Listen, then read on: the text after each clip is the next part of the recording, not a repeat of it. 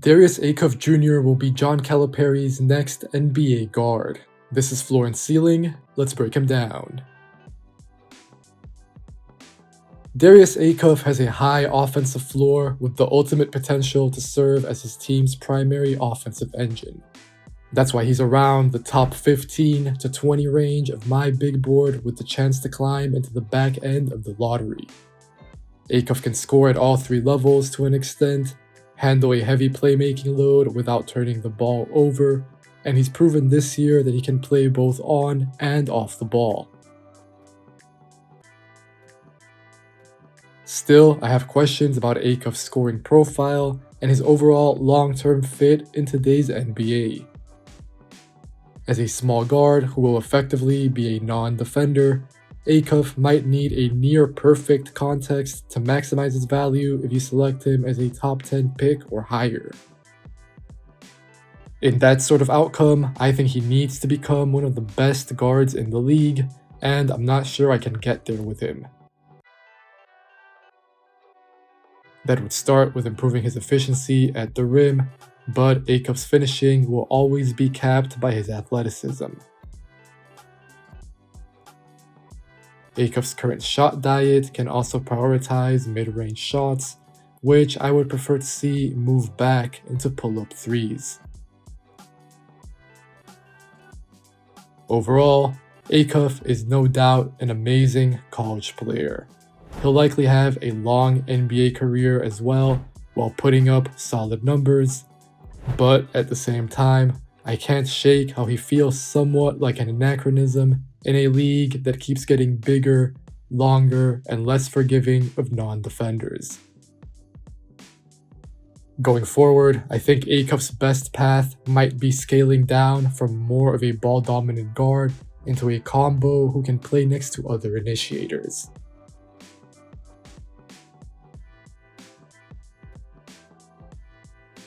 Right now, and I'm sure in the future as well, Acuff loves to get downhill and attack the basket.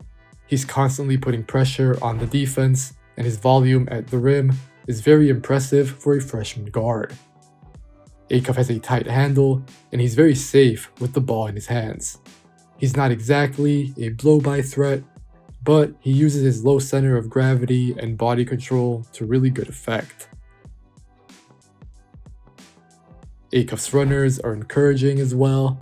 I don't particularly love these shots from the short mid-range, but he has good touch. With all of this though, it is worth keeping in mind here how Acuff is strictly a below-the-rim athlete, so what we're seeing are some tough buckets.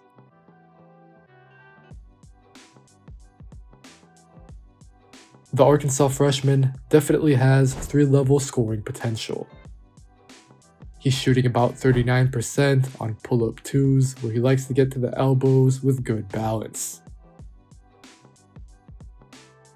Then Acuff is at about 44% overall from 3, which I'm not sure that anyone expected coming into the season. His makes off the dribble are definitely encouraging, although they're not on the absolute highest volume. Still, Acuff has shown some really appealing pull-up threes coming out of the pick and roll, and those will be key for his game at the next level. In general, I'm a big-time believer in Acuff's shooting and just his scoring package as a whole. But again, these are already some tough shots, and the margins get thinner in the NBA. In terms of playmaking, Acuff is probably already a top 2 passer in this draft class, I would say alongside Kingston Flemings. He's great in the pick and roll, where he can read 2 men on the ball. He can make live dribble passes, drive and kick passes to create perimeter shots, or lob passes above the rim. The Arkansas guard generates looks from deep and at the basket, which is exactly what I want to see from a floor general. Then, Acuff can also make quick and accurate reads in transition. He can already do that, and that should be plenty valuable in the NBA. The tape that we're seeing is backed up by the numbers. Acuff is putting up a 3.2 assist-to-turnover ratio on very high usage, and I have no question that he'll be able to handle a really high possession load. The real question, though, is whether that's the best outcome for him and for his future team.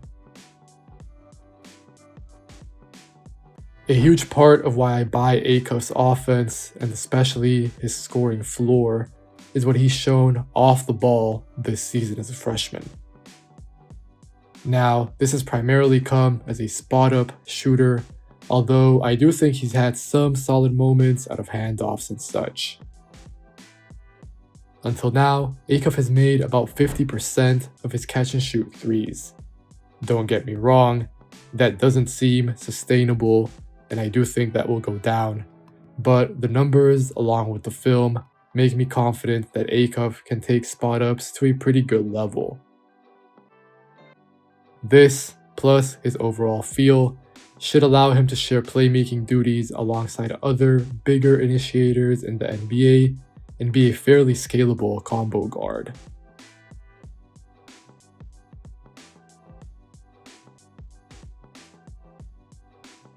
Thinking about improvement points, the first one is actually something that I'm not sure Acuff can help too much. He's always going to be a below-the-rim finisher who doesn't dunk and doesn't really explode off the floor. Acuff gets past defenders and touches the paint a lot, as I've said, but his efficiency at the rim needs to keep ticking up. Process-wise, I can't help but feel that the Arkansas freshman is largely reliant on power in a straight line, and he doesn't show that much wiggle. Acuff doesn't have a very sharp or fluid change of direction, he doesn't cover that much ground given his measurements, and he can sometimes play rushed. Acuff's craft also needs to improve, particularly so that he can get fouled more and get easier points as a small guard. Of course, this can be improved over time, but I wish that he already had this given his stocky frame and style of play.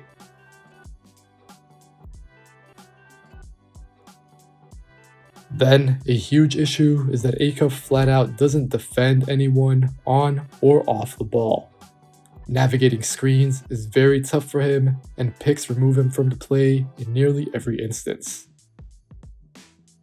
His technique on the ball is poor, and he virtually offers no resistance while being unable to make multiple efforts or recover. Then, thinking about Acuff off the ball, his activity is effectively non-existent. Again, Acuff's size is a factor here because he can't even impact angles or passing lanes due to his lack of measurements.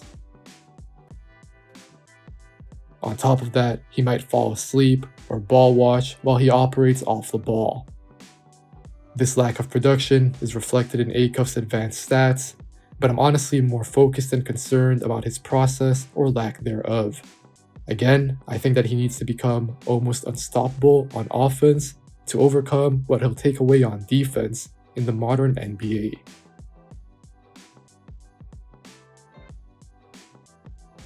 The bar for this is very high in today's league, especially for a small guard, as I've been saying. For instance, Jeremiah Fears finished number 20 on my board for the 2025 draft. Thinking about the future, I want Acuff to improve at the rim, take more shots from 3, less shots from the mid-range, and improve his craft to get to the free throw line more. He can evidently get better in all of these areas, but that's a lot to accomplish while being capped athletically and almost certainly always providing negative defensive value.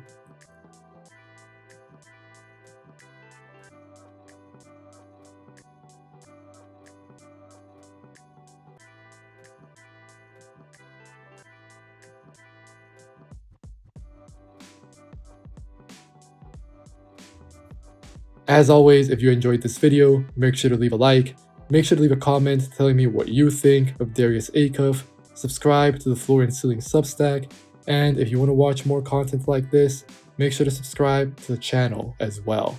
Take care, and I'll catch you guys next time.